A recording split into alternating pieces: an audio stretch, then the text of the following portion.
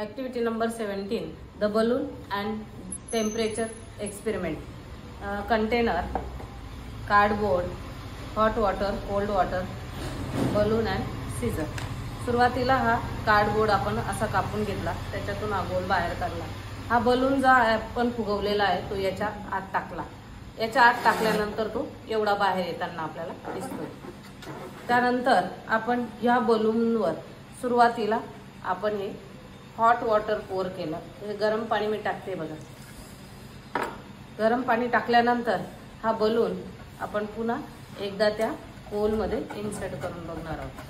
बघा मी या गरम पाण्यात मी त्याला बुडवलेला.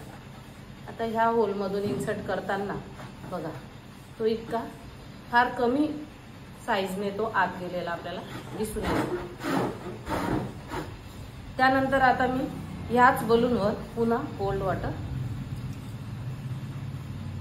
टाकते.